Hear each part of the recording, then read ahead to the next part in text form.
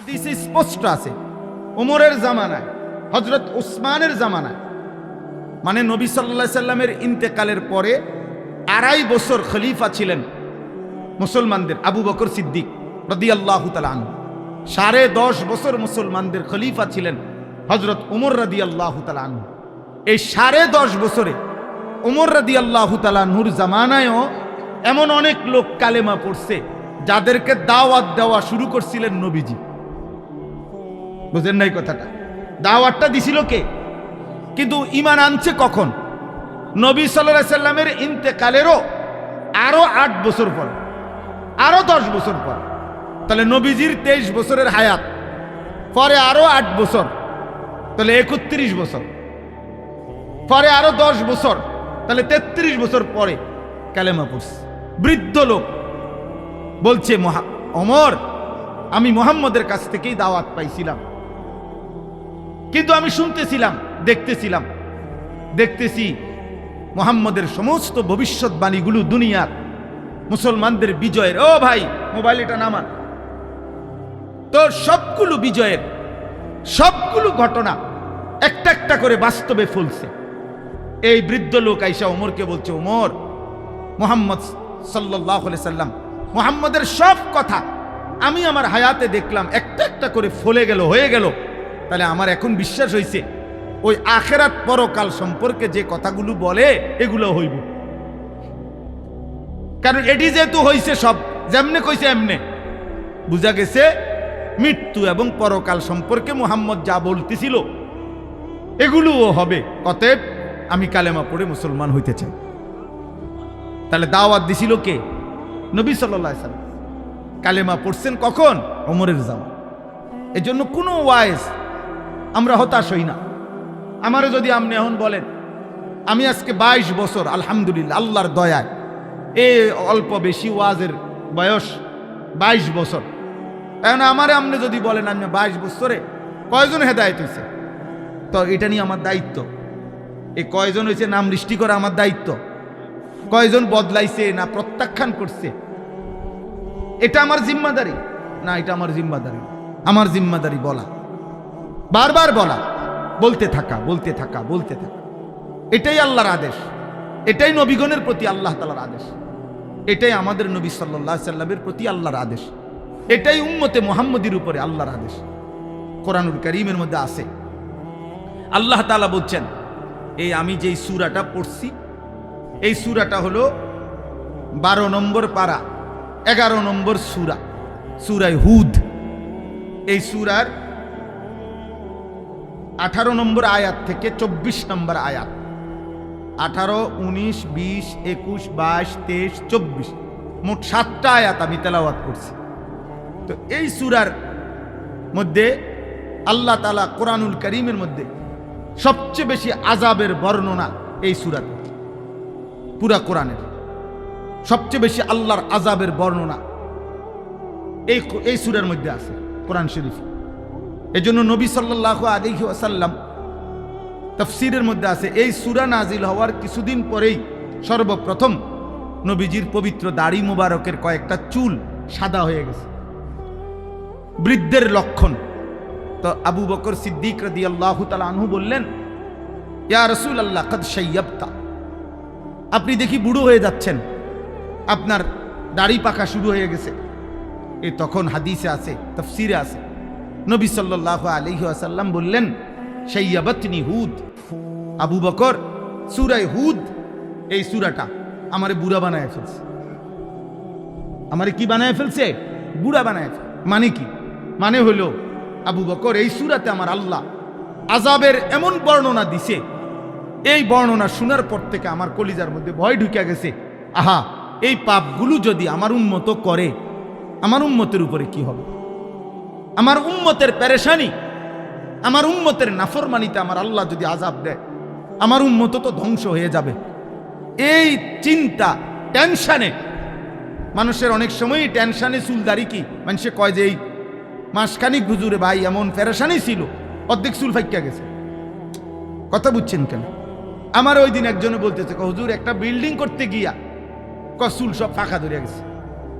এই কয়দিন আগে বলতেছে দোয়া চাইছে, একটা বিল্ডিং এর কয় যে কয় মিস্ত্রির লগে যুদ্ধ করতে করতে এমনি কইলে হেমনে, হেমনে কইলে এমনি, স্বাভাবিক। কয় যে একের চুল পাইকা গেছে অর্ধেক।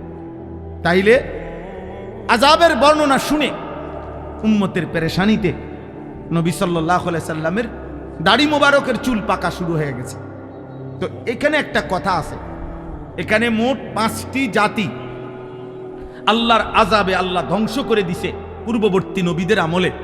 এই ঘটনাগুলো 5টা জাতির ঘটনা পরপর এই এক সূরাতে ধারাবাহিকভাবে আল্লাহ উল্লেখ করছে। 5টি জাতি, 5 জন নবীর কওম। 1 নূহ আলাইহিস সালাম, 2 হুদ আলাইহিস সালাম, 3 সালেহ আলাইহিস সালাম, 4 লূত আলাইহিস সালাম, 5 শুআয়ব আলাইহিস সালাম। এই 5 জন নবীর কওমের সম্প্রদায়ের জাতির নাফরমানি এত বেশি সীমা লঙ্ঘন করছে তারা, আল্লাহ তাআলা এই 5 জন নবীর জাতিকে একেবারে পুরা কওম আল্লাহ তাআলা ধ্বংস করে আযাব দিয়ে শেষ করে দিয়েছে। নাউযুবিল্লাহ। তো এই বর্ণনাগুলো এখানে ধারাবাহিক আছে। এই 25 নম্বর আয়াত থেকে 115 নম্বর আয়াত পর্যন্ত মোট 91টা আয়াতে আল্লাহ তাআলা ধারাবাহিকভাবে আযাবের বর্ণনা দিছে, শাস্তির বর্ণনাগুলো উল্লেখ করছে 5টা জাতির কওমের। তো এরপরে দেখেন সর্বশেষ সমস্ত বর্ণনা আযাবের শেষ করে আল্লাহ তাআলা একটা কথা নবীজিকে শুনাইছেন যে, হে বন্ধু, এই যে পূর্ববর্তী 5টি জাতিকে আমি শেষ করে দিলাম আযাব দিয়ে। কেন? চূড়ান্ত আযাব দিয়ে, একের কোলের বাচ্চা, দুধের বাচ্চা, নারী, পুরুষ, জওয়ান, বুড়া, পুরা জাতি একসাথে শেষ করে দিছি। কেন দিলাম? ছোট বাচ্চাও ছিল, কোলের বাচ্চাও ছিল, সব শেষ করে দিছে আল্লাহ। কেন? প্রশ্ন হলো কেন? তো আল্লাহ তাআলা এখানে উল্লেখ করছে, বন্ধু, নাফরমানি শেষ, পাপ তো করতেছিল তারা, আমার অবাধ্যতা তো তারা করতেছিল, কিন্তু তাদের সীমা লঙ্ঘন হলো এই যে তারা পাপ করতে করতে এই পর্যায়ে পৌঁছে যে একটা সময় আইসা পুরা জাতির মধ্যে আর কেউ কাউকে গুনাহ থেকে ফিরায় না, সংশোধনের আর কেউ চেষ্টা করছে না।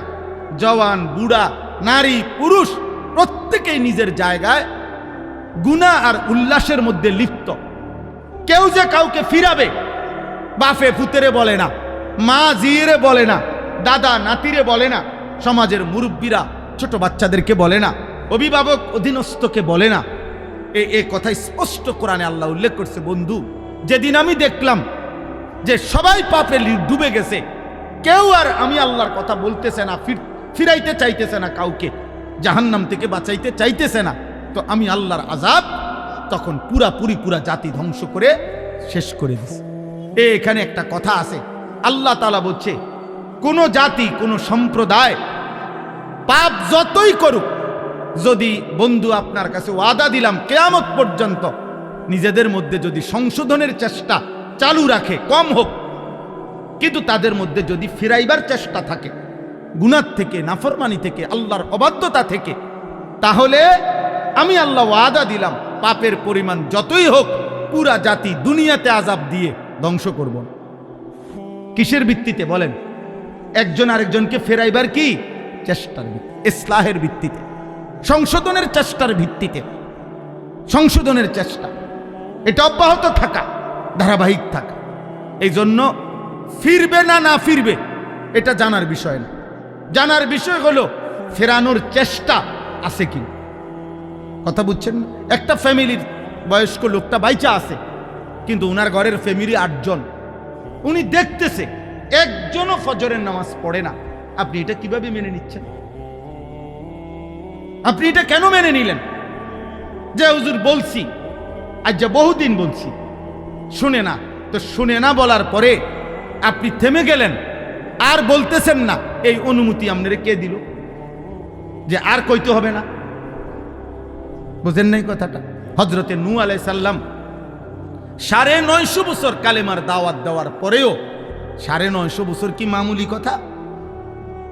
950 বছর এক টানা একটি মানুষ, একজন নবী এভাবে দিবা নিশি মানুষকে বলার পরেও যেদিন নৌকা ছাইরা দেয়, কোরআন শরীফে এই সূরাতে আছে, ওয়াফারাত তান্নুর, উনি দেখতেছে দূরে পানি উঠে গেছে, তুফান শুরু হয়ে গেছে, বন্যার শুরু হয়ে গেছে, নাফরমান ডুবা শুরু হয়ে গেছে। এরপরেও শেষ মিনিট পর্যন্ত ওনার ছেলে কেনান এই কাফের ছেলেটাকে জাহান্নাম থেকে বাঁচাইবার জন্য ইমানের দাওয়াত দিতেই থাকছে। আল্লাহ কোরআনে বলেন, ওয়াহালা বাইনাহুমাল মাউজ ফাকানা মিনাল মুগরাকিন। নূহ তার কালেমার দাওয়াত দিচ্ছিল। এই অবস্থায় চূড়ান্ত লাস্ট মুহূর্তে ছেলেটার পিঠে একটা ঢেউ আইসা ধাক্কা দিল, আর ছেলেটা ডুবে গেল। কিন্তু ওই পর্যন্ত তিনি আল্লাহর দিকে দাওয়াত দিয়েছেন।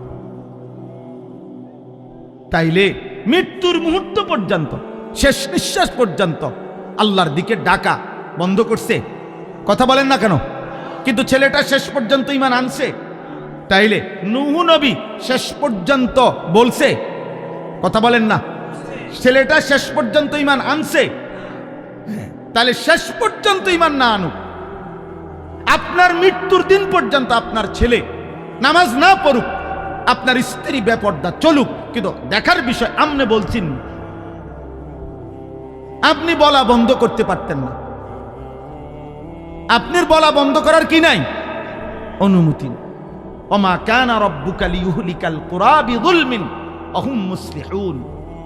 আল্লাহ বলেন, যদি তোমাদের সম্প্রদায়ের মধ্যে ইসলাহের চেষ্টা থাকে, একজন আরেকজনকে ফিরাইবার চেষ্টা যদি করতে থাকো তোমরা, তো আমি আল্লাহ ওয়াদা দিলাম, পাপের পরিমাণ যতই হোক আমি পুরা জাতি একসাথে শেষ করব।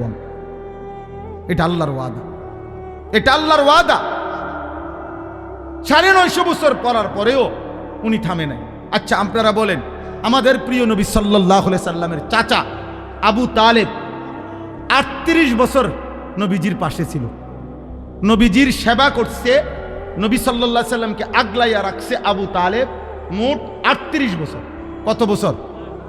12 বছর বয়সে নবী সাল্লাল্লাহু আলাইহি সাল্লামের দাদা যখন ইন্তেকাল করে, এই 12 বছর বয়সে দাদা আব্দুল মুত্তালিব নবী সাল্লাল্লাহু আলাইহি সাল্লামকে আবু তালেবের হাতে তুলে দিয়ে গেছে, ছেলের কাছে ভাতিজাকে দিয়ে গেছে, বলছে আমার নাতি নবী সাল্লাল্লাহু আলাইহি সাল্লামের আব্বা জান তো ইন্তেকালই করছে, তো এই আবু তালেব দিয়ে গেছে দাদা আবু তালেবের হাতে।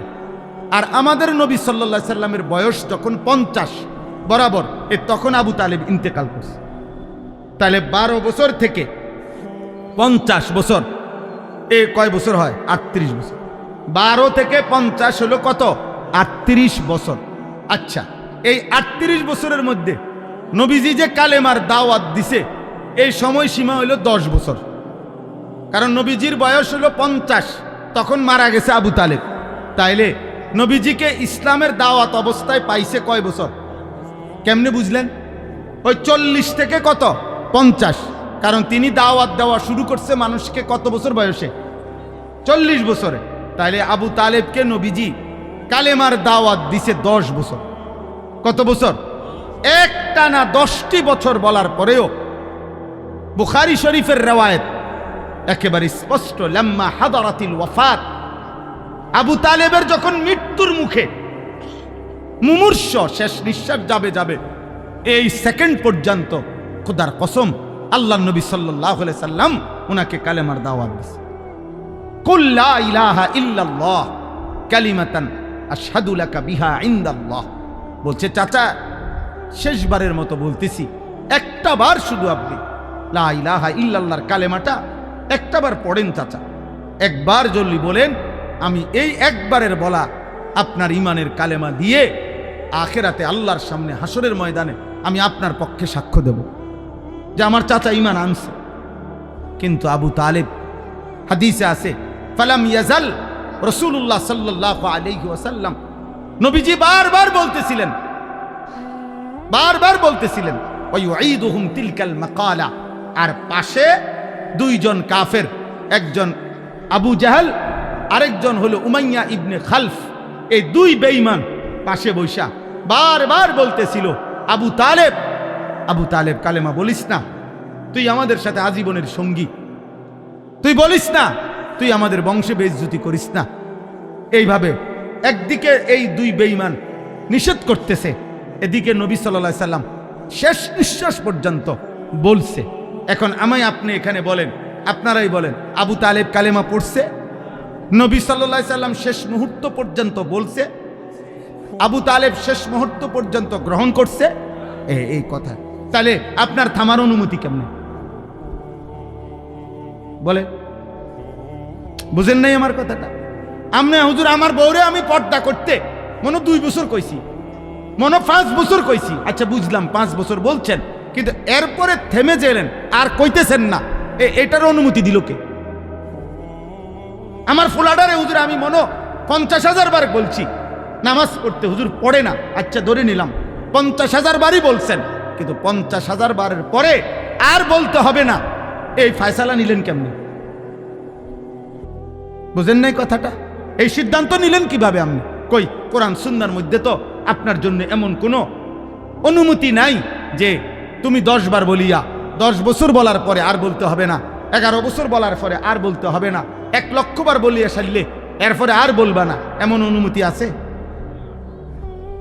তো নবী সাল্লাল্লাহু আলাইহি ওয়াসাল্লাম হযরতে জিবরাইল সামনে দাঁড়িয়ে, মালাকুল মউত আজরাইল সামনে দাঁড়িয়ে, এই 2 জন ফেরেশতা শেষ মুহূর্তে আল্লাহর নবী সাল্লাল্লাহু আলাইহি সাল্লাম যখন রূহু মুবারক জান কবজ করবে, এই সময় আম্মা জান আয়েশা নবীর স্ত্রীর বুকে মাথা রাখা অবস্থায় নবীজি ছিলেন। এই সময় নবী সাল্লাল্লাহু আলাইহি সাল্লামের রূহ মুবারক কবজ করছে। তো এই সময় নবীজি বললেন, আয়েশা আমি চলে যাচ্ছি আমার আল্লাহর কাছে, তবে যাওয়ার মুহূর্তে আমার উম্মতের জন্য আমার আখিরি ওসিয়ত আমি তোমার মাধ্যমে বলে গেলাম, আসসালাত আসসালাত আসসালাত।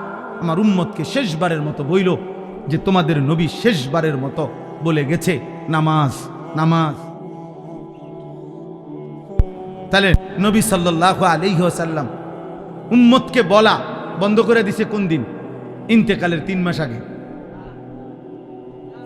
বুঝেন নাই আপনি কথাটা? থেমে গেছে তিনি। তাহলে আপনি থামলেন কেন? আপনি কেমনে বললেন এই ওয়াজাতে আর মানুষ হইতো না? আপনি বলেন, আপনি কেমনে বুঝে ফেললেন যে এই সমাজের ছেলেরা বদলাবে না? আপনি কেমনে বুঝলেন? এই পৃথিবীতে 100 খুনের আসামি, 100 খুনের ডাকাত, সে আল্লাহর ওলি হয় নাই? এই পৃথিবীতে বেশ্যা নারী, সে আল্লাহর ওলি হয় নাই? তো আপনার ফুটকি এত খারাপ হয়ে গেছে? ওইকে 100 মার্ডার করে ফেলছে, বলেন না? 24 ঘন্টা মদের আড্ডায় থাকতো, মদের আড্ডায়। এমন আল্লাহর বান্দা, আল্লাহর প্রিয় বান্দা এমনও ছিল, কিতাবে আছে, শুধুমাত্র জীবনে একদিন চলার পথে এই মদ খাওয়া মাতাল অবস্থায় একটি পাতার মধ্যে, কাগজের মধ্যে বিসমিল্লাহির রহমানির রহিম লেখা একটা কাগজের টুকরা পড়েছিল। ওই সময় এটা তুলে নিয়া এটারে পরিষ্কার করে মুছা ঘরের উঁচু জায়গার মধ্যে নিয়ে রাখছে, একটা হেফাজত করছে এই কাগজটা। আল্লাহ তাআলা এই বরকতে ওনার তওবা নসিব করে ওনারে জমানার আউলিয়া বানায় ফেলছে।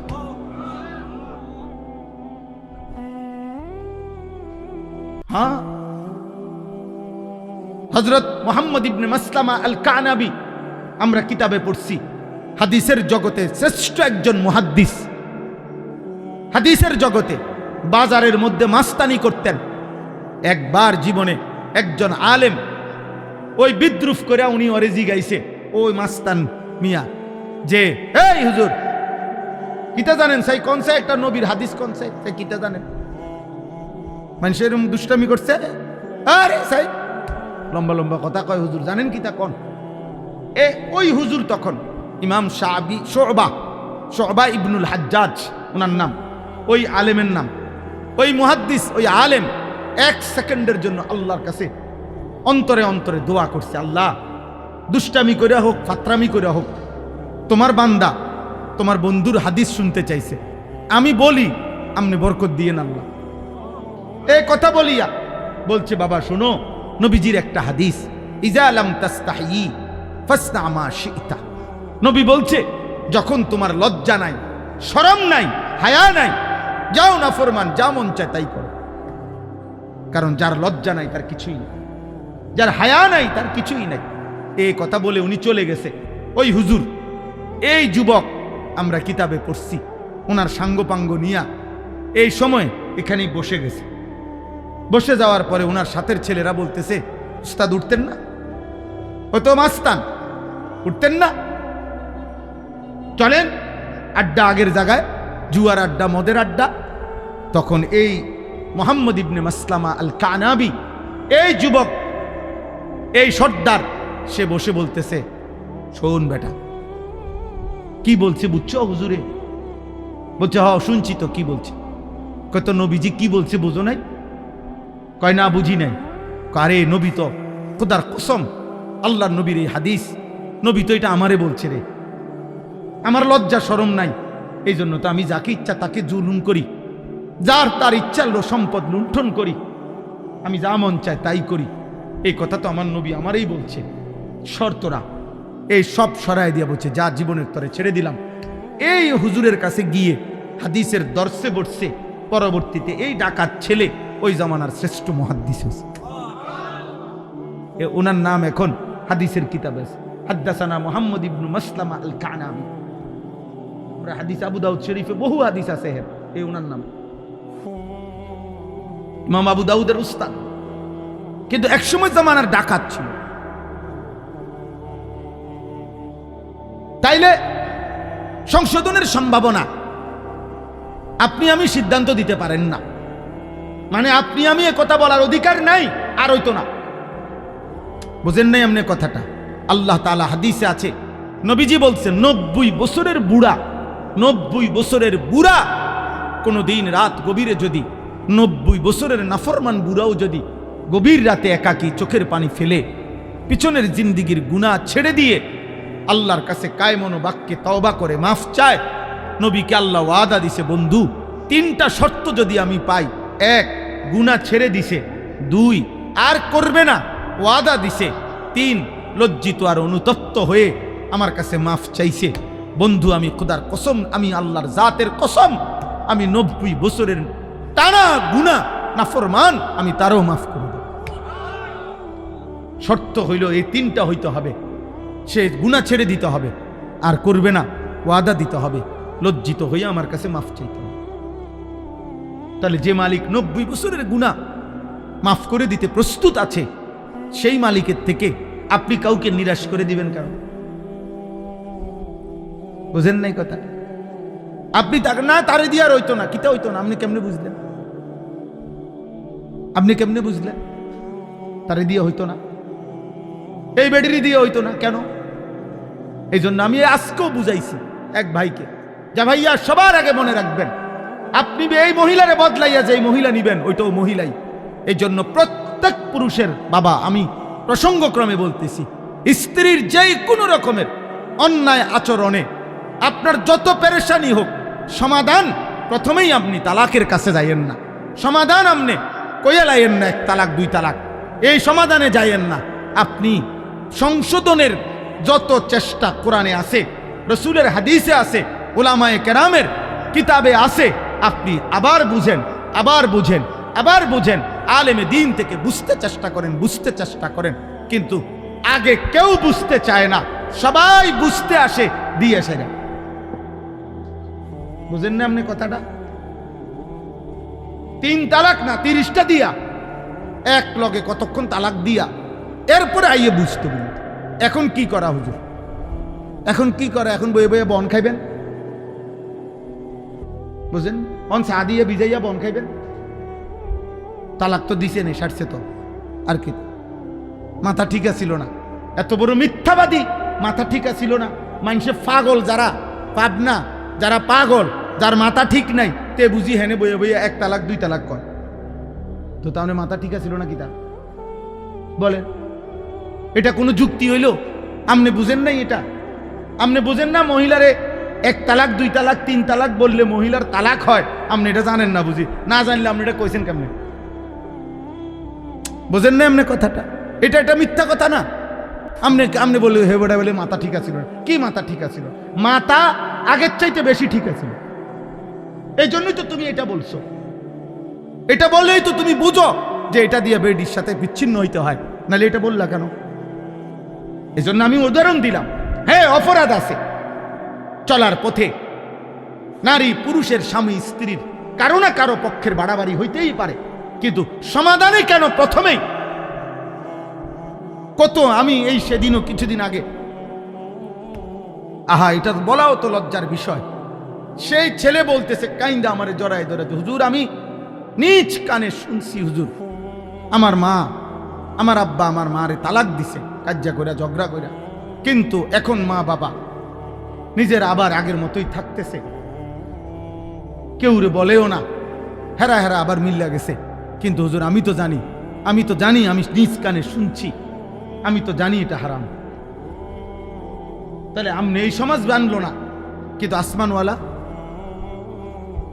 কথা বলেন না, আল্লাহ জানে না, আল্লাহকে ফাঁকি দিবেন কেমন? আখেরাত বরবাদ করে ফেললেন কেন? বলার আগে ভাবলেন না কেন? ইসলামের মধ্যে একাধিক পন্থা আছে, অসংখ্য ব্যবস্থাপনা কোরআনুল কারীমের মধ্যে আছে। সূরা নিসা পুরাটা কোরআনুল কারীমে মহিলাদের সংক্রান্ত একটা পূর্ণাঙ্গ সূরা আছে, সূরা নিসা। এই নিসা শব্দের অর্থই নারীগণ। কোরআন শরীফে পুরুষগণ এই নামে কোনো সূরা নাই, কিন্তু নারীর নামে সূরা আছে। পুরুষের নামে কোনো সূরা নাই, মানে পুরুষগণ এ কথা নামে নাই, কিন্তু নারীগণ বহুবচন এই নামে সূরা আছে। এই সূরার মধ্যে আল্লাহ তাআলা একাধিক ব্যবস্থাপনা, স্বামী স্ত্রীর দ্বন্দ্ব হইলে, ঝগড়াঝাটি হইলে কি করা উচিত এর ব্যাপারে অসংখ্য দিক নির্দেশনা আল্লাহ তাআলা উল্লেখ করছেন। আপনি তো দিনই মানেন না, আপনি তো মনে করছেন বন বিড়ি সিগারেট চা দোকান আর উপার্জন, বাজার করমু আমি, দোয়ানদারি করমু আমি, পয়সা কামামু আমি, আর তুই বেড়ি আমার কথা মতোই চলতে হবে, আমি জিডা কই দেয় না না, তারও আপনি ছাড় দেন, সেও আপনাকে ছাড় দিবে, দুইজনে মিলে মিশে আপনি আরো একাধিক ব্যবস্থাপনা কি হতে পারে এটা চেষ্টা করেন। একাধিক আপনি তো এর বদলাইয়া যে বেডিরে বিয়া করবেন, এটা তো বেডিয়ে, ওটা প্লাস্টিক না, তো কথা বোঝেন নাই আপনি। আরেকজন যে বিয়ে করবেন সেটা মহিলা না, কথা বলে না, ওইটা মহিলা কিনা, তো তো এই আচরণ যে ওই মহিলার মধ্যে হবে না, অথবা তার মধ্যে আরো বেশি পরিমাণে হবে, আপনি তখন কি করবেন? আপনি কয়টা বদলাইবেন? কয়জন বদলাইবেন বলেন? মানে এটা বললে কইবেন যে হুজুরে মহিলা করলে পক্ষে বেশি কইছে, না না, বেশি বলা উদ্দেশ্য আমি বুঝাইতে চাচ্ছি, আমরা বুঝাইতে চাচ্ছি যে সংশোধনের চেষ্টা, সংশোধনের কি চেষ্টা, এটা ইসলামী শরীয়তের আল্লাহর বিধান, আল্লাহর বিধান, আল্লাহর বিধান, আল্লাহর বিধান। কোন মুসলিম বাবা মার প্রথম দায়িত্ব খোদার কসম সন্তান পরিবারের ঈমান আমল। আপনাদেরকে ঘটনা শোনাই কিতাবের, আমার কাছে আরবি কিতাব আছে। হযরত ওমর রাদিয়াল্লাহু তাআলা নূর জামানা, ওমর রাদিয়াল্লাহু তাআলা নূ যখন খলিফা, তো এক বাবা ওমর রাদিয়াল্লাহু তাআলা নূর কাছে আয়েশা বলছে, আমার সন্তান আমার খেদমত করে না, আমার হক আদায় করে না, আপনার কাছে বিচার চাচ্ছি। ওমর রাদিয়াল্লাহু তাআলা নূ উনার ছেলেকে ডাকছেন, ডাইকা বলছেন, তুমি তোমার বাবার হক আদায় করছো না কেন? বাবারে কষ্ট দিচ্ছ কেন? উত্তর দাও। এই তখন ছেলে, হাদিসে আছে, ওই ছেলেটা ওমর রাদিয়াল্লাহু তাআলা নূকে প্রশ্ন করছে, আমিরুল মুমিনিন, আপনি আপনি বলেন, আমার বাপে আমার কাছে যেমন, আমার উপরে যেমন হক আছে, আমার কোনো হক আমার বাপের উপরে ছিল কিনা, আমার কোনো প্রাপ্য আসেনি আমার বাপের নিকট, সেটা কি বলেন? হাদিসে স্পষ্ট আছে। হযরত ওমর বলছে, হ্যাঁ, তুমি আর তোমারও 3টা হক আছে তোমার বাবার নিকটে, তোমার বাবার যেরকম হক আছে তোমার নিকটে, তোমারও 3টা হক আছে তোমার বাবার নিকটে। তো ওই ছেলেটা বলল, সেগুলা কি বলে? 1 নম্বরে ওমর রাদিয়াল্লাহু তাআলা বললেন, আইয়ান তাকিয়া উম্মাহু, তোমার বাবার প্রথম দায়িত্ব হলো একজন পুরুষ হিসাবে, একজন প্রথম ভবিষ্যতে সন্তান হবে বিবাহের মাধ্যমে, এই জন্য একজন পুরুষের প্রথম দায়িত্ব একজন পবিত্র, নেককার, চরিত্রবান স্ত্রী নির্বাচন করা, তালাশ করা, এটা প্রথম হক। যে ব্যক্তির স্ত্রী অসৎ চরিত্রহীন, বেপর্দা, বেহায়া নারী যে বিবাহ করছে, তুমি যদি সন্তান হয় তোমার, তো খোদার কসম তুমি তোমার সন্তানের হক নষ্ট করো। তুমি একটি বেহায়া নারীকে তার মা বানাইলা। যার সাথে তুমি বিবাহ বহির্ভূত, হয়তো 5 বছর প্রেম করছো, হারাম সম্পর্ক করছো, এই নারী চরিত্রবান না। এই নারী চরিত্রবান না। এ তোমার জীবনও বরবাদ করবে, তোমার আগত সন্তানের জিন্দিগিও বরবাদ করবে। রাস্তার ভালোবাসা আর চটপুটির ভালোবাসা আর সংসারের ভালোবাসা এক কথা না। চটপুটির দোয়ানের ভালোবাসা আর পার্ক আর রেস্তোরাঁ আর মোবাইল আর ফেসবুকের ভালোবাসা, রাত্র গভীরের ইউটিউবের ভালোবাসা, নর্তকীর ভালোবাসা আর বাস্তবতার সংসারের ভালোবাসা এক না। সিনেমার নর্তকীর হাসি আর প্রেমের সুন্দর সুন্দর কথা, ওই বেড়ি তো 3 মাসেও একদিন কোনো কাম কাজ করে না। আর তোমার ঘরের স্ত্রী তো সকালবেলার ভোর থেকে নিয়ে রাত 10টা পর্যন্ত মহিলা তো সংসারের হাজারো কাজ আঞ্জাম দেয়। তারে ওই বেডির লোকে তুলনা করলে হবে না, তাকে তার অবস্থার সাথে তুলনা করে তার জিন্দিগির সাথে মিলাইতে হবে। তাহলে 1 নম্বরে একটি পবিত্র মা নির্বাচন করা, স্ত্রী নির্বাচন করা সন্তানের হক। কে বললেন? কথা বলে না, কে বলছিলেন? 2 আইয়ুহসিনা ইসমাহু, তোমার একটি সুন্দর নাম নির্বাচন করা, একটি সুন্দর নাম রাখা সন্তানের হক বাবার নিকট। 3 নম্বর আইয়ুআল্লিমাহুল কোরআন। হযরত ওমর বলছেন তোমার 3 নম্বর হক সন্তানের তার বাবার মার নিকট, বাবার নিকট তাকে আল্লাহর কোরআন শিক্ষা দেওয়া, আল্লাহর কোরআন শিক্ষা দেওয়া, দ্বীন শিক্ষা দেওয়া। বিশ্বাস করেন ওই ছেলেটা, ওই যুবক তখন বলছে আমিরুল মুমিনিন, মহান আল্লাহকে সাক্ষী রেখে আমার আব্বাকে বলেন উনি আমার এই 3 হক আদায় করছে কি। উনি বলেন আমি সব জানি, আমিরুল মুমিনিন আমার মা কেমন ছিল ওনারে বলতে বলেন, আমার এটা কি নাম রাখছে আমার নামের অর্থ বলতে বলেন, আর আমারে আল্লাহর কোরআন কোনদিন দ্বীন শিখতে বলছে কিনা জিজ্ঞেস করেন। হযরত ওমর জিজ্ঞেস করছে বাবা তুমি উত্তর দাও। ওই বাবা মাথা নোয়ায় ফেলছে। স্পষ্ট কিতাবে আছে হযরত ওমর তখন ধমক দিয়ে বললেন তুমি যেমন তোমার সন্তানের হক নষ্ট করেছ তো অপেক্ষা করো, কাজেই তোমার সন্তান তোমার হক নষ্ট করছে। টিট ফর টেট, ইট মারলে পাটকেল খেতে হয়। কামা তাদিনু তুদানু, যেমন কর্ম তেমন ফল। এটা জরুরি। আমি তো এই জন্য ছেলেদেরকে সবসময় বলি আব্বা তোমার আজকের এই মোবাইল, আজকের এই নারীর আসক্তি, আজকে তোমরা যারা নওজোয়ান ছেলে দিবানিশি মোবাইল চালাও, নারী দেখো, ছবি দেখো, অশ্লীল দৃশ্য দেখো, নামাজ নাই, সেজদা নাই, পাক নাফাক নাই, পবিত্রতার ধার ধারণা। আব্বা মনে রাখো একটা ছেলে, এখানে তো তুমি শেষ না, তুমি তো শেষ না। এখনো না তুমি ব্যাচেলার, এখনো না তুমি অবিবাহিত। আল্লাহ চাহিত তো তোমার সংসার হবে, আল্লাহ চাহিত তোমার ফ্যামিলি হবে, আল্লাহ চাহিত আবার তোমার ঘরে সন্তান আসবে। সেদিন তুমি আমার 14 বছরের ছেলে মাদ্রাসায় পড়ে ঢাকা, সাইনবোর্ড জামিয়া আশরাফিয়া মাদ্রাসায়। তো এ বছরের শুরুতে রমজানের সময় ওই আমারে বলছিল আব্বু নাহাফিমির জামাত, আমার ছেলে এখন যেই জামাতে পড়ে, আব্বু আমি একটা কিতাব আছে গুলিস্তা ফার্সিতে, এইটা কঠিন, আমি এটা পারতাম না, আমি এটা পারি না, বুঝি না, আমি এটা দেখছি একটু আধটু। আমি তারে বুকে জড়াইয়া বলছি আব্বা আমিও এই নাহাফিমির জামাতে 1996 সালে এই জামাতে আব্বা আমিও পড়ছি, এবং আব্বু এটা একদম সহজ, আব্বু পড়ছি এটা, আব্বু এটা পড়ার সময় জানি এটা আব্বা কঠিন হবে না। আর আমি এই জামাতে 1996 সালে বাংলাদেশ কৌমি মাদ্রাসা শিক্ষা বোর্ডে বেফাকে সারা বাংলাদেশে সেকেন্ড হয়েছি, 2 নাম্বার স্ট্যান্ড করেছি, তুই পারবি আব্বা। তো এটা বলার পরে তারা তো মাদ্রাসায় বুঝাইয়া পাঠাইলাম। তো আলহামদুলিল্লাহ কোরবানের আগে যখন প্রথম মূল্যায়ন পরীক্ষা হয়েছে, আমার সন্তান 7 বিষয়ের মধ্যে ওই বিষয়টাতেই সবচেয়ে বেশি নাম্বার। তো আমার বলার উদ্দেশ্য কি, এটা কি বুঝাইতে চাই, তোমাদের ছেলেদেরকে বুঝাইতে চাই আব্বা আমি আমার ছেলেটাকে আমার ছাত্র জীবনের 96 সালের ঘটনা বলে উৎসাহিত করছি আমার ছেলেকে।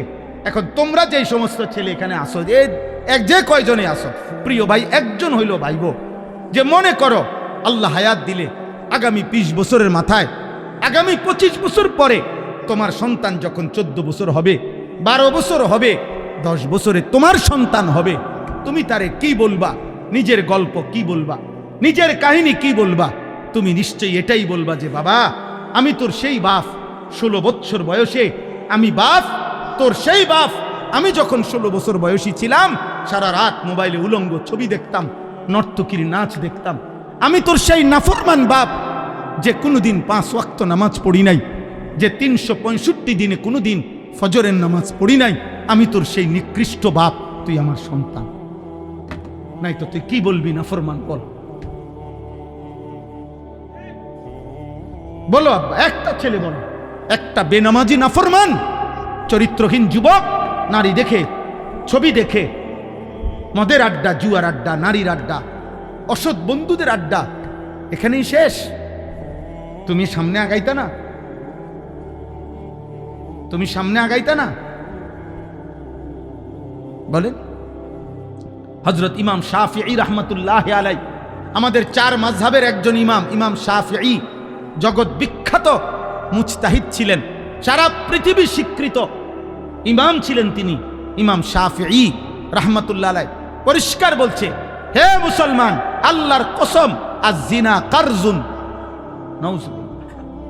ইমাম শাফি বলে গেছে যে শোনো, ব্যভিচার, নারীর সাথে হারাম সম্পর্ক, খোদার কসম তিনি বলছে এটা একটা ঋণ, যে করলা মনে রেখো, তওবা না করিলে, আল্লাহ মাফ না করিলে, তোমার ফ্যামিলির কাউকে দিয়ে অচিরেই সেই ঋণ তুমি শোধ দিতে হবে। খোদার কসম আব্বা, আদ্দা ওয়াদ্দাওয়া কিতাবে এটা, তোর বিবি শোধ দিবে, তোর মেয়ে শোধ দিবে, তোর বোন শোধ দিবে তোর ব্যভিচারের,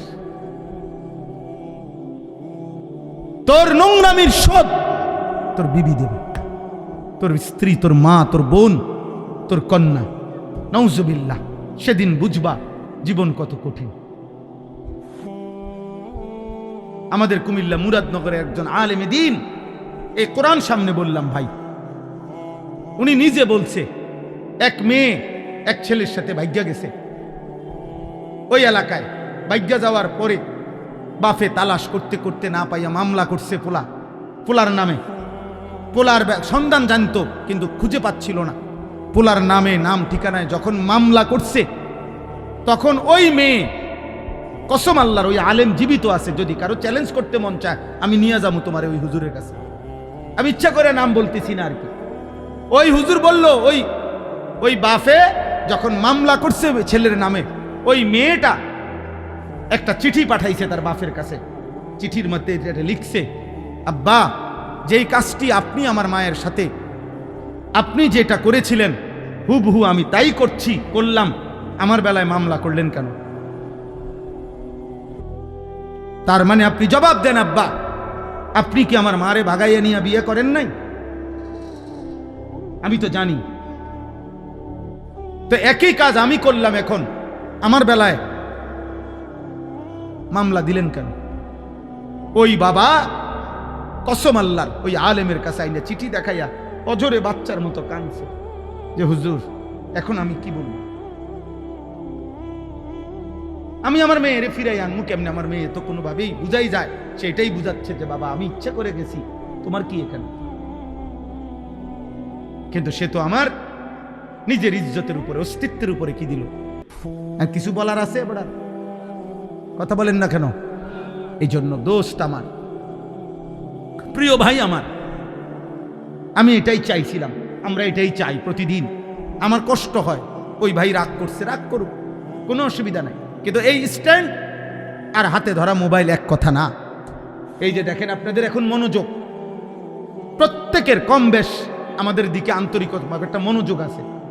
এটা যদি মোবাইল ধরে রাখতেন, ভিডিও করে আগাইতো, পিচ্ছাইতো, এটারে এরুম করতো, সবাই দিয়ে উড়াইতো, এই মনোযোগটা কি তৈরি হইতো? এই কথাটা দিলে পৌঁছতো? আমি তো আগেই বলছি, পরিবর্তন তো কার হাতে? আল্লাহর হাতে। পরিবর্তন আল্লাহর হাতে, আল্লাহর হাতে, আল্লাহর হাতে। গতকালকে যখন আসার পরে আমি বয়ান করছি, গতকাল ওই মন কষাইয়ের একটা জায়গা আছে, কসবার পরে ওইখানে অজোরে বৃষ্টি হইতেছে মসজিদে, মানে বাহিরে একেবারে পুরা বৃষ্টির মধ্যে, ফুল বৃষ্টি হইতেছে মুষলধারে। আলহামদুলিল্লাহ আমি আমার বয়ান করে গেছি, মসজিদে ভরপুর যে কয়জন মানুষ ছিল বলে গেছি। আল্লাহর কথা বলতে থাকা, আল্লাহর কথা বলতে থাকা, আল্লাহর কথা বলতে থাকা, আল্লাহর কথা বলতে থাকা। দোস্ত আমার, ভাই আমার, বন্ধু আমার, প্রত্যেকের কাছে অনুরোধ রইল। আমি এবার আমার কথার সমাপ্তির দিকে আসতেছি। এই আয়াতগুলো লম্বা, আমি ব্যাখ্যা তাফসির করতে হবে না, শুধু অর্থ বললে আপনারা বুঝবেন।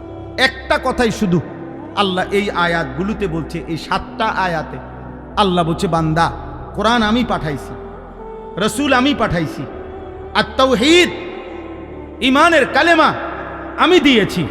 তোমরা কোনোভাবেই আমার তাওহীদকে অবজ্ঞা করো না, আমার রসুলকে অবজ্ঞা করো না, আমার কোরআনকে অবজ্ঞা করো না। এর যেই কোনো একটা বিধানকে তুচ্ছ করা, অবজ্ঞা করা, এটা যেন আমি আল্লাহর উপরে তুমি একটা মিথ্যা অপবাদ দিলা, অপবাদ দিল। তুমি যেন আমার গায়ে হাত দিলা, তুমি যেন আমি আল্লাহর অস্তিত্বে আঘাত করলা। এই জন্য এই 3টি জিনিস, কোরআন, রাসূলুল্লাহ সাল্লাল্লাহু আলাইহি সাল্লাম এবং তাওহীদ। তাওহীদ কি বুঝেন? লা ইলাহা ইল্লাল্লাহ, এটাই তাওহীদ। তাওহীদ মানে একত্ববাদ আর কি। লা ইলাহা ইল্লাল্লাহ, এই বাক্য এটা কতদিন থেকে? 10-20 বছর আগ থেকে, নবী সাল্লাল্লাহু আলাইহি সাল্লামের জামানা থেকে? জি না, যেদিন থেকে পৃথিবী, যেদিন থেকে কায়নাত, যেদিন থেকে গোটা জমিন ও আসমান, এই অস্তিত্বের প্রথম সেকেন্ড থেকে এই কথা গুঞ্জরিত হচ্ছে জমিনে, আসমানে, আরশে, ফেরেশতার জবানে, মখলুকাতের জবানে, 1.25 লক্ষ নবীর জবানে, আউলিয়া, উলামা, আতকিয়া, আসফিয়া, মুহাদ্দিসিন, মুফাসসিরিন, সমস্ত ইমানদার, সমস্ত নবী, সমস্ত ফেরেশতা, মহান আল্লাহর জবানে এই এক বাক্যই উচ্চারিত হচ্ছে, লা ইলাহা ইল্লাল্লাহ। এটা এই কায়নাতের সবচেয়ে দামি বাক্য। এর চাইতে দামি কোনো কথা হইতে পারে না। এই জন্য নবী সাল্লাল্লাহু আলাইহি সাল্লাম বলছেন, ইফতাহু সিবিয়ানাকুম আউয়ালা কালিমা লা ইলাহা ইল্লাল্লাহ। তোমাদের বাচ্চা, তোমাদের সন্তানের প্রথম কালেমা, প্রথম বাক্য, এই কথা বলাও, লা ইলাহা ইল্লাল্লাহ। বলো বলো আঙ্কেল, আঙ্কেল বলো, বলো বলো আঙ্কেল, চাচ্চু চাচ্চু বলো। আশ্চর্য, আঙ্কেল সি, আঙ্কেলিরা বুঝি এতবার মস্ক করার লাগে, বুঝছেন না? নানা ভাই, নানা ভাই বলো, নানা ভাই, নানা ভাই মস্ক করাইতে আছে আবার চাচ্চু, আম্মু। আরে না, আল্লাহ নবী সাল্লাল্লাহু আলাইহি সাল্লাম বলছে, প্রথম এই জবানে বাচ্চার মস্ক করাও কি? লা ইলাহা ইল্লাল্লাহ, লা ইলাহা ইল্লাল্লাহ।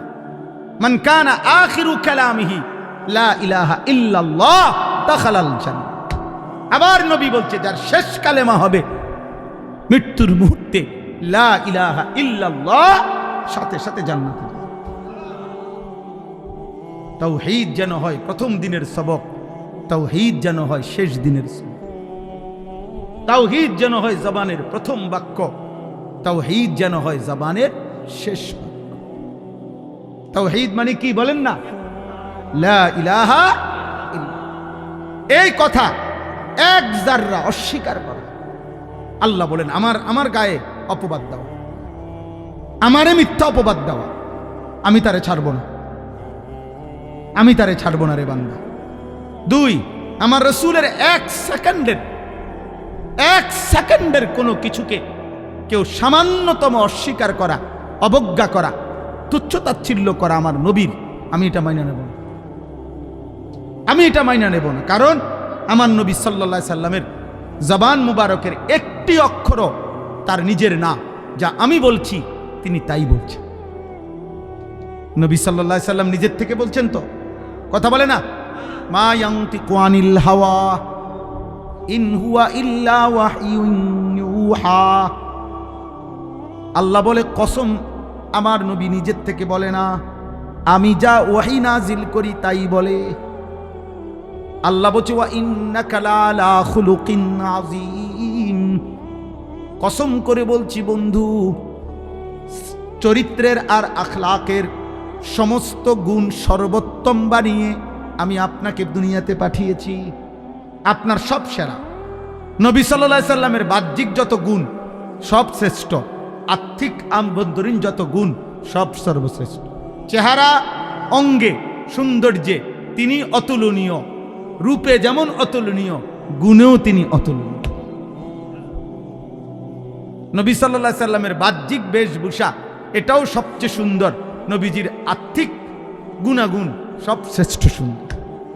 এই জন্য নবী সাল্লাল্লাহু আলাইহি সাল্লামের নাকের চাইতে সুন্দর নাক আল্লাহ সৃষ্টিতে নাই, নবীজির চোখের চাইতে সুন্দর চোখ মুবারক কায়নাতে আর নাই, নবীজির আঙ্গুল মুবারকের চাইতে সুন্দর আঙ্গুল এই সৃষ্টিতে আর নাই, নবীজির ঘাম মুবারকের চাইতে সুঘ্রাণ এই সৃষ্টিতে আর কারো নাই, নবী সাল্লাল্লাহু আলাইহি সাল্লামের হাসির চাইতে সুন্দর হাসি সৃষ্টিতে আর কারো নাই, নবীজির কান্নার সাথে সুন্দর কান্না সেই সৃষ্টিতে আর কারো নাই, নবীজির হাঁটার স্টাইলের সাথে সুন্দর স্টাইল আর কায়নাতে কারো নাই, নবী সাল্লাল্লাহু আলাইহি সাল্লামের পোশাকের মতো সুন্দর পোশাক খোদার কসম কায়নাতে আর কারো নাই, নবীজির ধৈর্যের সমান কারো ধৈর্য নাই, নবীজির সহ্য ক্ষমতার সমান কারো নাই, নবীজির বীরত্বের সমান কারো নাই, নবীজির সেজদার মতো কারো সেজদা নাই, নবীজির রুকুর মতো কারো রুকু নাই, নবীজির তেলাওয়াতের মতো কারো তেলাওয়াত নাই। वो खालिकियत में बेमिसाल, ये हुस्न कमाल में बेमिसाल। উনি আল্লাহ, উনি যেমন তুলনাহীন, ইনি মুহাম্মদ, ইনিও তুলনাহীন। ইনিও কি তুলনাহীন। কাকে ছেড়ে দিলাম? মুসলমানের সন্তান, কার চুলের ডিজাইন ছেড়ে দিলা, কার চুলের ডিজাইন গ্রহণ করে? কার জামা ছেড়ে দিলা, কার জামা পরলা? কার গেঞ্জি ছেড়ে দিলা, কার গেঞ্জি পরলা? কার চেহারা বানাইলা? আরেকবার ভাইবা। যারা জ্ঞানী গুণী খ্রিস্টান, ওরা পর্যন্ত এই কিতাবকে, এই বইটিকে, নবীজির জীবনীটাকে একটি নির্ভরযোগ্য চমৎকার কিতাব হিসাবে স্বীকৃতি দান করছে।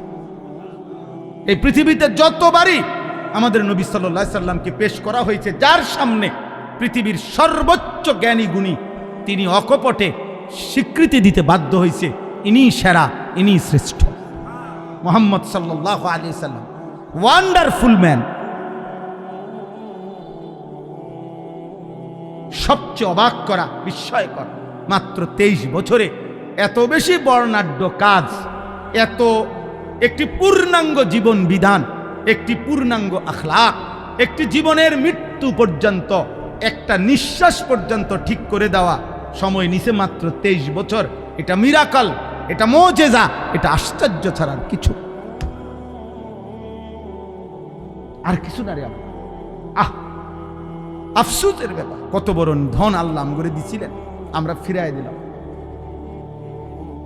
দাড়ি কাটা মুসলমান ফিরাইয়া দিলা তোমার নবীকে, বিড়ি খাওয়াই না মুসলমান ফিরাইয়া দিলা তোমার নবীরে, হারাম উপার্জনকারী মুসলমান ফিরাইয়া দিলা তোমার নবীরে, বেপর্দা নারী ফিরাইয়া দিল তার নবীকে,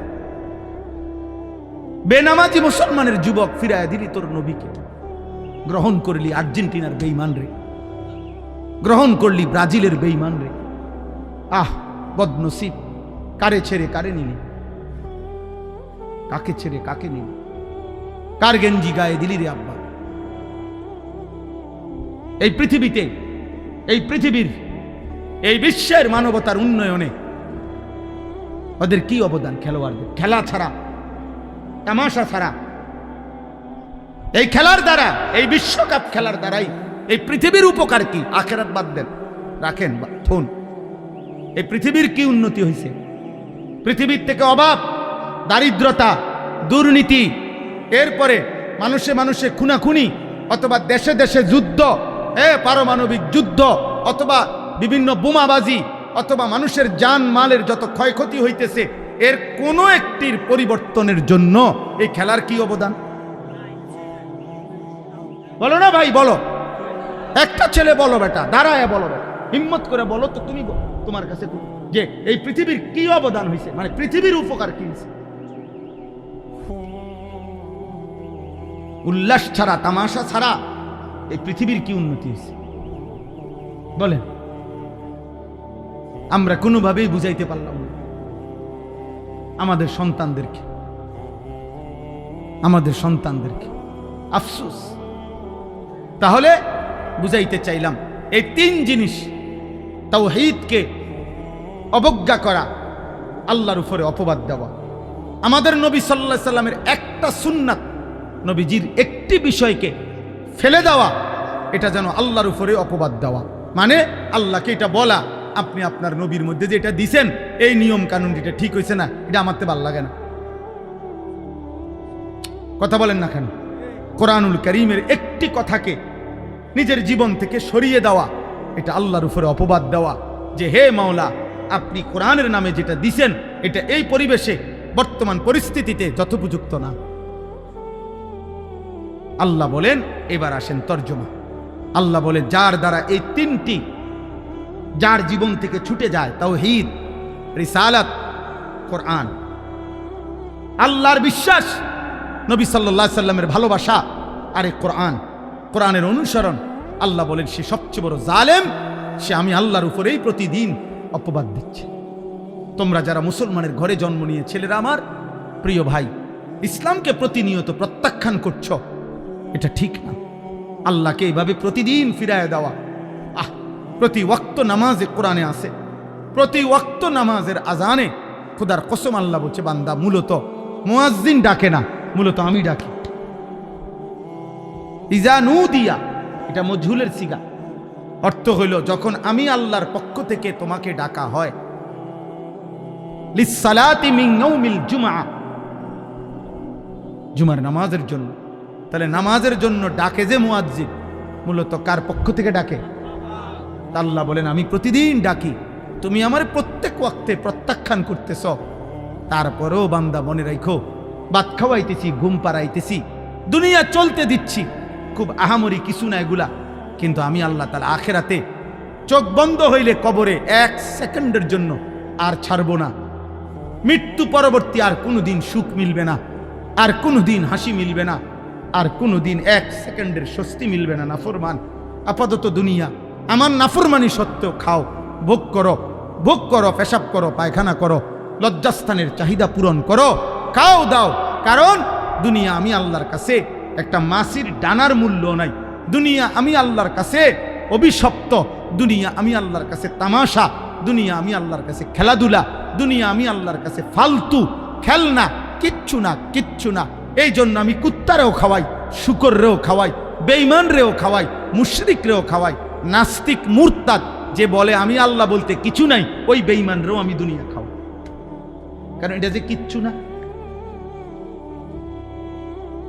নাই তো আল্লাহ তাআলারে না অস্বীকারকারীকে আল্লাহ কেন খাওয়ায়? এই জন্য দুনিয়া ভোগ করা কিছুই না, এটা তেমন কিচ্ছু না। কারো দিলে যদি লাগে, কারো বিবেকে যদি অনুভূতি হয়, আল্লাহর দিকে ফেরো, আল্লাহর দিকে ফেরো বাবা, আল্লাহর দিকে ফেরো, আল্লাহর দিকে ফেরো, ইবাদতের দিকে ফেরো, জীবন কাজে লাগাও ভাই। জিন্দেগি একবারই আসবে, একবারই আসবে, আর ফিরবে না, আর ফিরবে না। সুদে ঘুষে কিস্তিতে হারামে হালালে জায়েজ না জায়েজ সব মিলাইয়া যে সমস্ত বাবারা উপার্জন করছেন, আহা আফসোস ছাড়া আর কিছুই জুটবে না। নাফরমান সন্তান সুদের টাকা খাইয়া যে ফুটবল হইছে, তে আপনার কথা মনে রাখতো না। কিস্তির টাকা দিয়া যে ঘর পালছেন, ওরা আপনার চিনতো না। আপনি মইরা 20 বছর পরে, 10 বছর পরে আইয়া চাইয়েন, আপনার বানানো একটা ফার্নিচারও নাই, আর ওই তার ঘরের নাতি আপনার চিনতো। খুব আপনি কেনা খুব আমি এই বাড়ির মুরব্বী, কির মুরব্বী কিতাবা চিনবে না। নাফরমানকে কেউ মনে রাখে না, কেউ মনে রাখে না। বাপ হিসাবেও ব্যর্থ, হারামখোর বাপও ব্যর্থ, সুদখোর বাপও ব্যর্থ, ঘুষখোর বাপ ব্যর্থ, কিস্তিখোর বাপ ব্যর্থ। সে আসলে স্ত্রী সন্তানের কোনো উপকার করে নাই, দুনিয়ারও না আখিরাতেরও। হারামখোর তার পরিবারের দুনিয়াবি উপকারও করে নাই, কারণ কোরআনের স্পষ্ট চ্যালেঞ্জ আল্লাহর, হারামখোরের ফ্যামিলি আমি আল্লাহ তাআলা বরকত শূন্য করবই করব। তো লাভ কি থাকবে? আল্লাহ বলছেন এটা আমার ওয়াদা। হারাম উপার্জনকারীর আমি বরকত দেব না, লাভ হইতো না। এই অভাব আর যাইতো না, অভাব আর যায় না। লাখ টাকা ইনকাম, কিস্তি চলে 60টা, কিস্তি শেষ হয় না। কিস্তি কি আমরা জানি তো? আমরা কি চাঁদের দেশে থাকি মিয়া? আমরা তো দুনিয়াতেই থাকি। আল্লাহ আমাদেরকে হেফাজত করে। চলো ভাই, চলেন বাবা, নিয়ত করি আল্লাহকে নারাজ করব না। বলেন ইনশাআল্লাহ। নবী সাল্লাল্লাহু আলাইহি সাল্লামকে ভুলবো না, বলেন ইনশাআল্লাহ। কোরআনকে ছাড়বো না, বলেন ইনশাআল্লাহ। আল্লাহ তৌফিক দান করে। এই শুনেন তরজমা, শেষ কথা। ওমান আযলামু মিম্মান ইফতারা আলাল্লাহি কাযিবা। আল্লাহ তাআলা বলেন, তার চাইতে বড় জালেম, তার চাইতে বড় পাপী আর কেউ নয় যে আমি আল্লাহর উপরে মিথ্যা অপবাদ দেয়। আল্লাহ তাআলা বলেন, উলাইকা ইউরাদুনা আলা রাব্বিহিম। কিয়ামতের দিন ওই নাফরমানকে, ওই পাপীকে, যে আমার কোরআনকে প্রত্যাখ্যান করছে, যে আমার রাসূলকে প্রত্যাখ্যান করছে, যে আমার তাওহীদকে প্রত্যাখ্যান করছে, ওই জালেম আমি আল্লাহ তাআলার সামনে একজন একজন করে আমার সামনে উপস্থিত করা হবে। ওয়ায়াকুলুল আশহাদু, আর আমার পক্ষ থেকে নির্ধারণ করা সাক্ষীরা এই নাফরমানের বিরুদ্ধে সাক্ষী দিবে, হা উলা ইল্লাযীনা কাযাবু আলা রাব্বিহিম। আল্লাহ, এটাই আপনার সেই বেঈমান বান্দা যে আপনার প্রত্যেক কথা কাযাবু, মিথ্যা মনে করেছে। আমনে কইছেন এদিকে, তে গেছে এদিকে। আল্লাহ বলেন, আমার সাক্ষীরা একজন একজন করে বলবে। আল্লাহর সাক্ষী মোট 5টা। আল্লাহর সাক্ষী মোট কয়টা? 1 নাম্বার, এই ডান কাদের বাম কাদের ফেরেশতা, এই ফেরেশতা সাক্ষী দিবে মুখ দিয়া। 2 নাম্বার, এই লিখিত আমল নামা, ওই যে যেটা ওনারা লিখছে, মানে ওনারা মুখেও বলবে আবার লেখাও কি ফাইলও শো করবে। এই দ্বিতীয় সাক্ষী হলো কি? আমল নামা। 3 নাম্বার, অঙ্গ প্রত্যঙ্গ। প্রত্যেক ব্যক্তির নিজ নিজ অঙ্গ, হাত পাও চোখ নাক কান, এগুলো আল্লাহর সামনে কি দিবে? এই কয়টা হলো? 4 নাম্বার, পায়ের নিচের জমিন, ইয়াউমা ইদিন তুহাদ্দিসু আখবারাহা। 5 নাম্বার, স্বয়ং আল্লাহ নিজে। কয়টা হইল? আইনাল মাফার। আল্লাহ বলবে, বান্দা এখন পালাবে কোথায়? শোনো ফেরেশতা কি বলে, দেখো আমল নামায় কি লেখা, দেখো জমিন কি বলতেছে, দেখো তোমার অঙ্গ প্রত্যঙ্গ কি বলে। আমি আল্লাহ তো দেখছি। ওয়াহুয়াস সামিউল আলিম ওয়াহুয়াল খাবীর ওয়াহুয়াল বাসীর। আমি না বলছি এগুলা, যে আমি সব শুনি, আমি সব জানি, আমি সব খবর রাখি, আমি সব দেখি। আমি আল্লাহ কি বলে নাই কোরআনে? কথা বলে না, বলে নাই তো? তুই আমার কথা পাত্তা দিলা না কা? এই বেটা, বিষয়টা কি? ঘটনাটা কি? কোরআনুল কারীমে আছে। নাফরমান চিৎকার দেওয়া শুরু করবে, আল্লাহর ফেরেশতাকে আল্লাহ বলবে, খুজুহু ফাগুল্লু, ওরে ধর, বান্দে। ফাগুল্লু অর্থ বান্দে, ওরা বান্দে, টাইট করে বান্দে। ফেরেশতা বলবে, আল্লাহ বান দিছি, এখন কি করব? আল্লাহ বলবেন, সুম্মাল জাহিমা সাল্লু, একটা লাথি দিয়া জাহান্নামে ফেলে দে। মার লাথি, মার, ফুটবলের মতো লাথি দে। সুম্মাল জাহিমা সাল্লু, জাহান্নামে ছুঁড়ে মার, দে লাথি দে। কি মনে করছেন আল্লাহকে? বাদুগা খাওয়াই দেখে আমরা মনে করছে না আমারে ফিরতো না, আমারে 3 বেলা ভাত খাওয়াই যে আল্লাহ, আমারে ফিরবো কিন্তু না, আপনারে ফিরতো না, আপনারে ললিপপ খাওয়াইব, আপনারে কবরে আপেল মালটা খাইতে দিব, আপনি 60 বছর পর্যন্ত বিড়ি খাইতে থাকেন, আপনি 70 বছরের বুড়া চাচা, আপনি অন্য বিড়ি খান, খান, অসুবিধা নাই, খাইতে থাকেন বিড়ি। আপনার জন্য ফেরেশতা কবরে রাখছে, আপেল মালটা কাটতে রাখছে, গেলে পাইল। হ্যাঁ হ্যাঁ, খামখেয়ালি। বয়স্ক মানুষেরও যদি গুনাহ ছাড়ার টাইম না হয়, আর কখন ছাড়বে? বলেন না মিয়া, আর কখন ছাড়বে? তাইলে 60 বছরও গুনাহ ছাড়ার টাইম হয় নাই? 60 বছরও টেলিভিশন দেখা বন্ধ করার টাইম হয় নাই? 60 বছর বয়সেও মুখের গালি বন্ধ করার টাইম হয় নাই? আফসোসের বিষয়, কষ্ট লাগে মিয়া।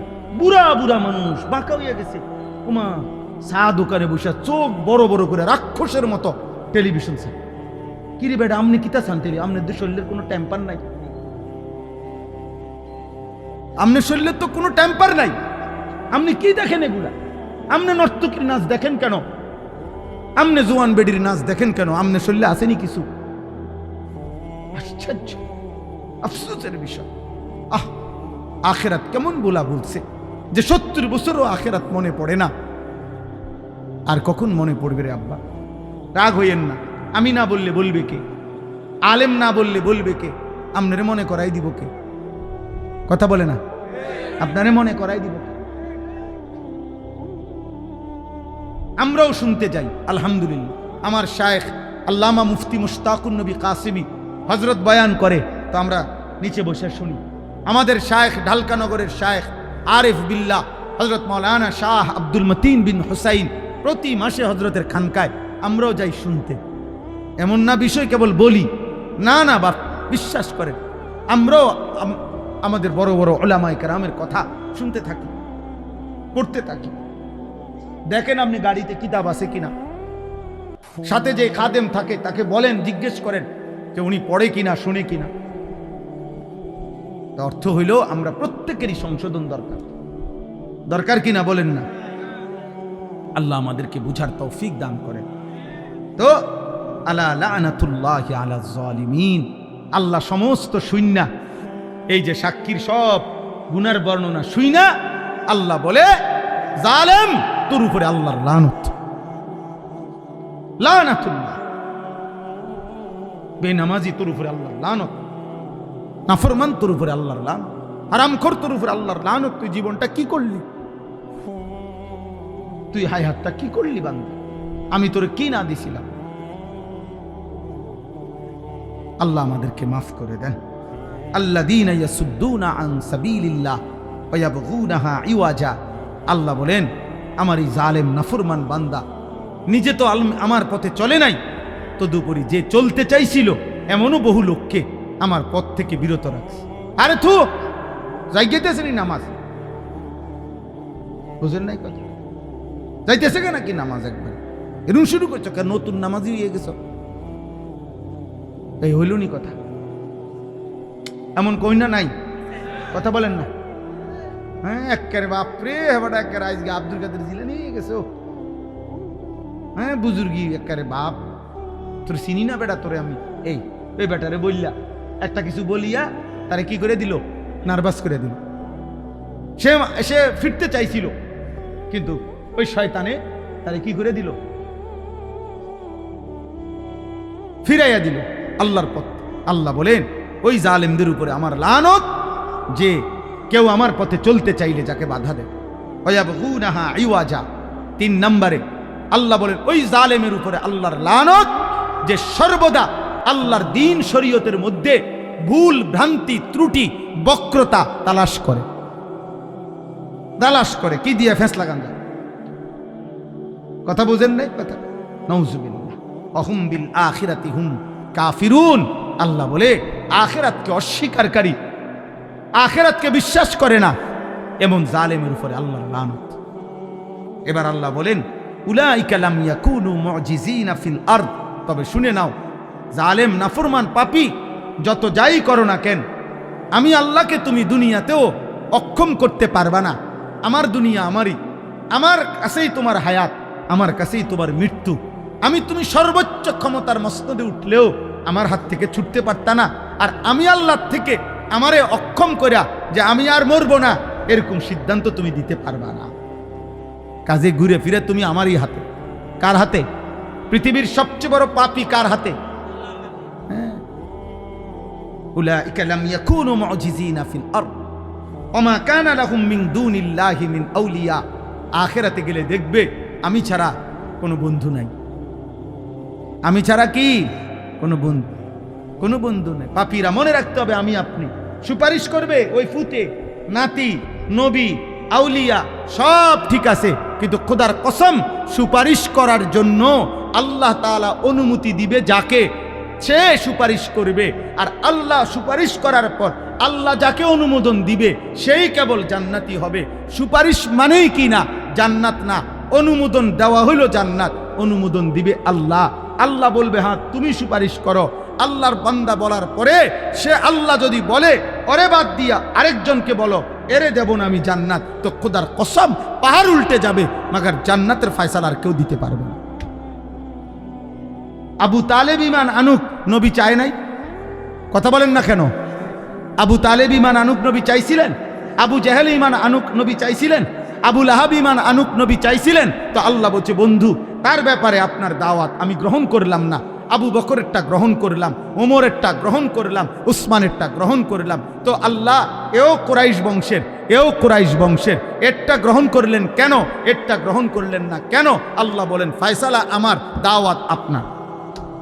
দাওয়াত দিবেন আপনি, সিদ্ধান্ত দেবে আল্লাহ। ঠিক সুপারিশ করবেন আপনি, সিদ্ধান্ত দিবে কে? কি বুঝা আছেন?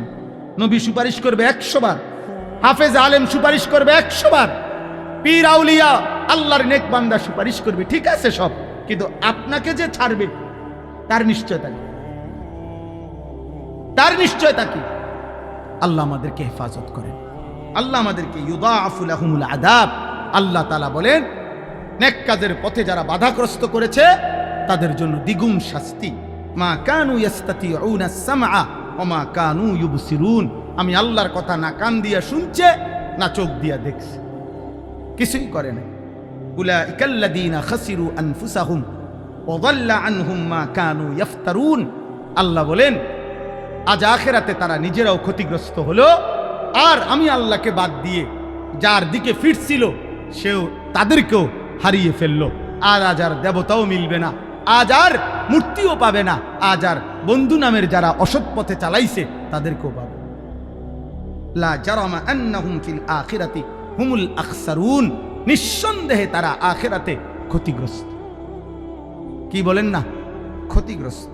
আল্লাহ আমাদেরকে হেফাজত করেন, আল্লাহ আমাদের সবার জীবন সুন্দর করে দেন, আল্লাহ তাআলা সবার জীবন সুন্দর করে দেন। আজকের এই মুবারক মাহফিল আল্লাহ তাআলা কবুল করেন, কবুল করেন। এজন্য